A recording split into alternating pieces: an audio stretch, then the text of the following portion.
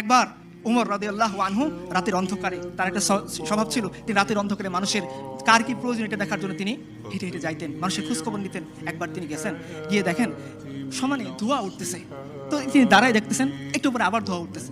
Lockdown সময় ধরে তিনি পর্যবেক্ষণ করলেন, আবার ধোঁয়া উঠতেছে। তো তিনি আস্তে আস্তে আস্তে কাছে গেলেন, গিয়ে বললেন, দেখলেন যে একটা মহিলা তার সন্তানটা পাশে বসা, সে ডেচকির ভিতরে কি যেন জাল দিচ্ছে আর ধোঁয়া উঠছে। তো বলছে, মা আপনি কোত্থেকে আসছেন, কি করতে আসছেন?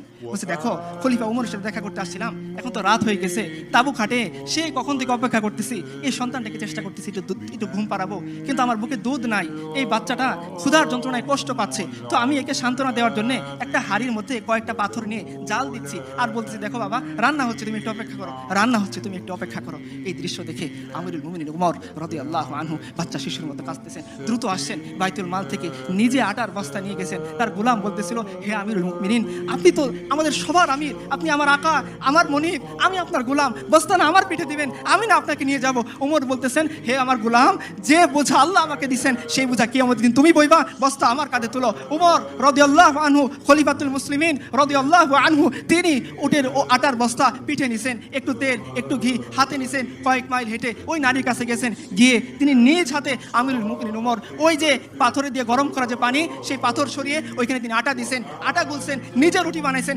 এরপর বুড়িয়াকে বলছেন, মা তুমি শেখো। এই উমর খলিফাতুল মুসলিমিন রাদিয়াল্লাহু আনহু তিনি চলে গেছেন ওই বাচ্চার কাছে, গিয়ে যে উমরকে দেখলে শয়তান রাস্তা ছেড়ে দেয়, এই উমর বাচ্চা, আমরা যেভাবে ঘোরাঘোরা খেলি পিচ্চির সাথে, এই খলিফাতুল মুসলিমিন উমর রাদিয়াল্লাহু আনহু বাচ্চা শিশুর সাথে তিনি ঘোরাঘোরা খেলতেছেন আর বলতেছেন,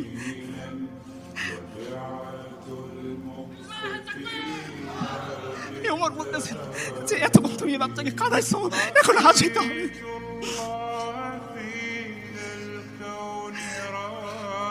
আমি আমার কোনো নেতার কথা বলতেছি না যারা মানুষের ভোট ডাকাতি করে নেতা, আমি আমার নেতার কথা বলতেছি যিনি আল্লাহর কাছ থেকে জান্নাতের সার্টিফিকেট পাইছেন।